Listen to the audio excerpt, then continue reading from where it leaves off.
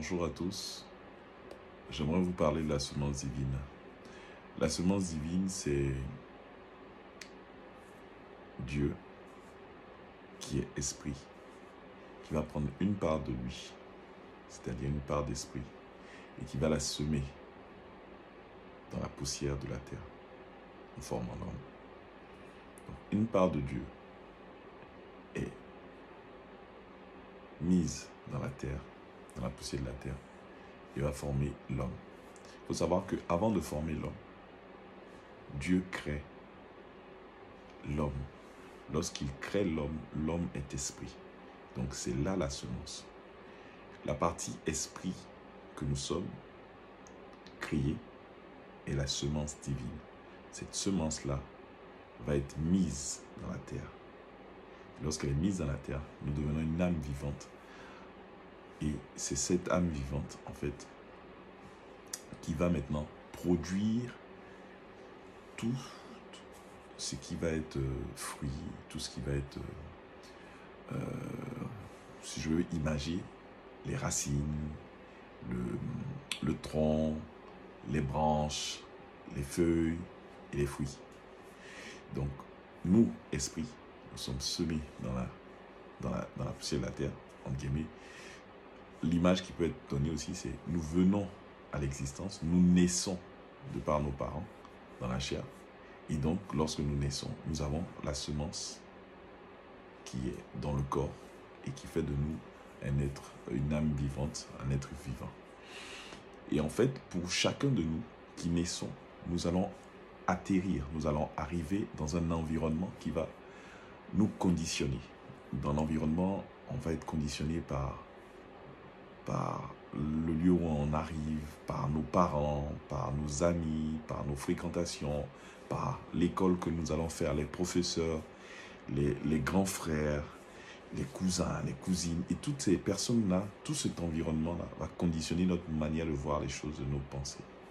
Et même lorsque nous sommes en contact avec des personnes qui croient en Dieu, ces personnes-là vont nous conditionner en fonction de leur peur, de leurs croyances, de leurs pensées. C'est-à-dire que tous, nous allons grandir en ayant reçu de part et d'autre des influences. Et aujourd'hui, je viens te parler de la semence divine. Pourquoi? Parce que si tu veux, aujourd'hui, il faut que tu oublies un peu tout ce que tu as entendu. Il va falloir que tu oublies tout. La seule chose qu'il va falloir que tu commences à regarder, c'est qu'est-ce que Dieu dit de toi. C'est qu'est-ce que Dieu veut pour toi. C'est qu'est-ce que Dieu avait lorsque il te créait en tant que semence, avant même de te mettre dans cette poussière, dans cette terre-là, qui est ton corps. Qu'est-ce que Dieu pensait, qu'est-ce que Dieu attendait de toi. C'est ça qui est le plus important. Parce que lorsque tu es rentré dans le monde, il y a eu toutes ces influences-là qui sont venues, en fait, comme étouffer ce que tu avais comme objectif et donc comme destinée prévue par Dieu. Donc aujourd'hui, la chose, c'est de dire, on oublie tout. On efface tout. On met tout de côté. Tout ça, c'est pas que c'est pas bon ou c'est bon. Ce que je te demande, c'est d'avoir une ouverture sur autre chose. Cette autre chose, c'est revenir à Dieu. Revenir à ce qu'il attend de toi. Revenir à ce qu'il veut pour toi. Et en fait, c'est ce qu'on appelle la destinée. Ta destinée, d'autres l'appellent la destinée prophétique. Mais c'est la destinée divine en fait. C'est ce que Dieu attend de toi. Parce qu'il y a une destinée charnelle. C'est-à-dire que les gens vont te dire non, il faut que tu travailles, il faut que tu trouves un boulot, il faut que tu trouves ceci ou que tu trouves cela et cela. Mais Dieu veut, il a une volonté. Et souvent, ce qui fait qu'on n'arrive pas à l'accomplissement de notre destinée, c'est que la volonté de Dieu est en opposition souvent et même en conflit avec toute notre volonté, avec tout ce que nous souhaitons, tout ce que nous voulons.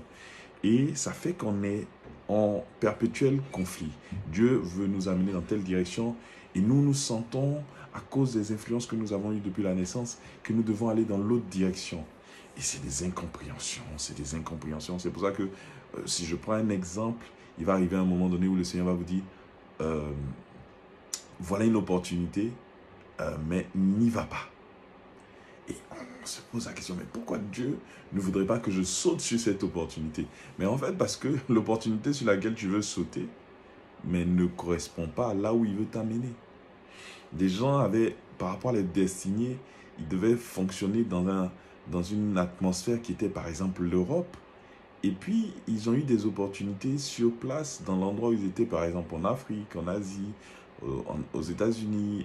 Et ils ont dit non, mais j'ai une opportunité aux États-Unis, en Afrique, je ne vais pas sauter dans le vide et aller en Europe où je ne connais personne. Mais la volonté de Dieu, c'était que tu puisses fonctionner en Europe. Et donc, quand tu mets le premier pas en Europe, c'est un pas de foi où tu ne sais pas, tu ne comprends pas, tu ne vois rien, tu ne sais rien. Mais tu as une vision spirituelle. C'est ce que j'ai essayé d'expliquer la dernière fois dans ma prédication où je parlais de la semence divine. C'est que lorsque l'homme est tombé, il a, comme on peut dire, il a fermé ses yeux et maintenant il ne voit plus rien. Il est dans l'atmosphère, il est dans le mouvement, mais il ne voit rien. Il est obligé, pour voir, de se réconcilier avec Dieu. Et lorsque on est en contact avec le Seigneur enlève ces mains-là. Et automatiquement, nous pouvons voir là où il voit. Tant que vous n'êtes pas réconcilié avec le Seigneur, vous avez comme ça. Et vous ne comprenez pas, et vous ne savez pas, et vous ne savez pas ce qu'il faut faire en prochain pas. Vous avancez à l'aveuglette. Mais lorsque vous êtes réconcilié, tout homme, vous ouvrez les yeux. Et une semence divine est une semence qui est réconciliée avec le Père. Imaginez que vous plantez une mangue et que la mangue, à un moment donné, si on peut imaginer ça avec la chute qui est arrivée à l'homme, commence à produire des citrons. Voilà, en fait, c'est ce qui se passe. C'est que la semence divine qui est mise dans la terre, lorsqu'elle est déconnectée de Dieu, va produire des fruits différents de ce qu'elle devait produire à la base. Une mangue semée dans la terre qui commence à produire des citrons. Et c'est pour ça que la vie de beaucoup de personnes est la suivante, c'est qu'ils produisent des choses qui sont en contradiction même avec le Créateur. Et le Créateur, il ne comprend pas ce qui se passe. Il y a une autre semence qui a été mise, il y a une autre chose qui a été faite et qui ne correspond pas à ce que Dieu attend de nous. Et aujourd'hui, c'est de ça que je veux parler un peu, c'est la semence divine. La semence divine, c'est ce que tu as reçu à l'origine. En mathématiques, il y a une image que j'aime beaucoup, c'est ce qu'on appelle l'identité remarquable, c'est-à-dire c'est l'identité propre, la vraie identité. Et c'est ce qui est de toi en fait. Ce n'est pas le corps charnel que nous avons qui est là, qui nous permet d'avancer sur la terre.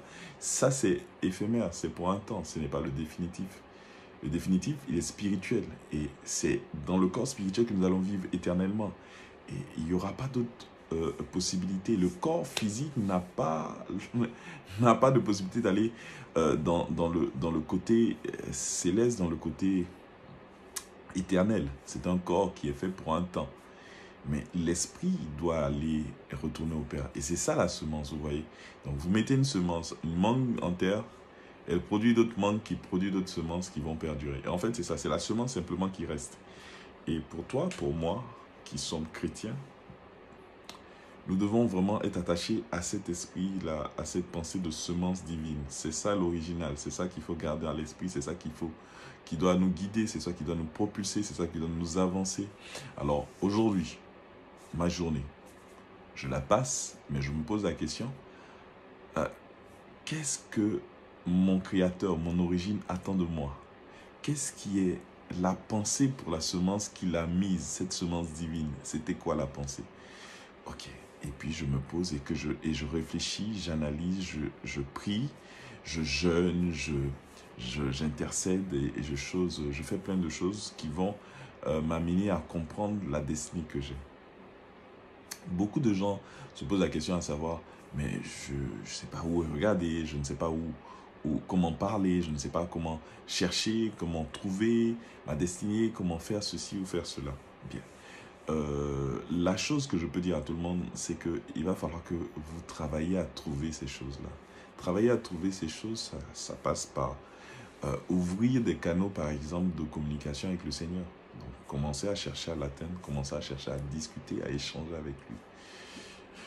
Il ne répondra pas forcément du tac au tac. Ça peut arriver qu'il ne réponde pas tout de suite. Mais il va falloir que vous soyez sensible. Comme j'ai dit, vous êtes devenus des personnes qui sont comme ça, nous sommes tous comme ça, il va falloir que vous enleviez tout ça. Donc c'est commencer à lui parler. La Bible nous dit demandez, on vous donnera. Donc en demandant, le Seigneur viendra vous écouter, il vous parlera. Donc la recherche par la prière, ça va être la recherche par la lecture de la parole de Dieu. Donc la Bible est notre outil avec lequel nous avançons. C'est-à-dire que dans la Bible, il y a des exemples de personnes qui n'entendaient pas Dieu, qui ont commencé à entendre Dieu. Quelle était la disposition de cœur qu'ils avaient? Quelle était la manière dont ils marchaient? Quelles étaient les valeurs qu'ils avaient?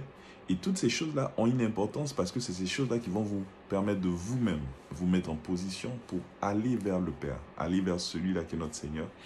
Et nous avons un avantage, c'est que nous avons Jésus-Christ vers qui nous nous tournons et qui peut aussi nous aider à pouvoir créer ce lien avec le Père. Il y a une chose importante aussi, ça va être des moments de jeûne, par exemple, des moments de privation pour pouvoir être plus sensible, parce que les choses divines ont besoin de sensibilité.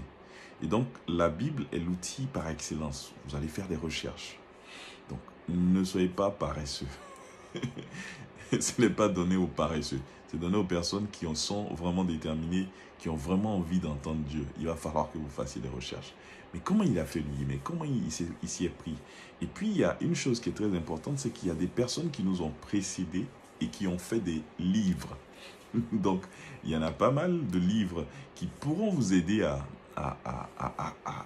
ouvrir à développer votre sensibilité spirituelle, qui pourront vous aider à comprendre qu'est-ce qui vous arrive, qui pourront vous aider à comprendre comment faire pour rencontrer le Seigneur, comment faire pour avoir une communion avec lui, et comment faire pour connaître la destinée que nous avons. Et tous ces éléments-là vont vous aider à pouvoir évoluer. Voilà ce que je pouvais dire d'ores et déjà. Donc la sensibilité spirituelle est très importante. Et nous sommes des semences divines. Donc Dieu nous a semés sur la terre au travers d'un corps que nous avons. C'est un corps. Et c'est au travers de ce corps-là que nous produisons des fruits spirituels et des fruits physiques aussi. Et voilà. Donc nous avons un travail à faire sur la terre. Et pendant ce temps où on est semé, il faut produire au maximum de fruits spirituels. De fruits spirituels. Et puis, pour que le Seigneur soit satisfait de nous et que nous puissions aussi laisser aussi une autre génération qui encore continue à aller de l'avant et amène encore la gloire de l'Éternel encore au plus haut niveau. Donc voilà ce que je peux vous dire. Je crois que vous êtes bénis. Et puis, voilà, que Dieu vous bénisse. Je vous souhaite une excellente journée dans la paix. Gloire soit rendue au Seigneur Jésus-Christ. Amen.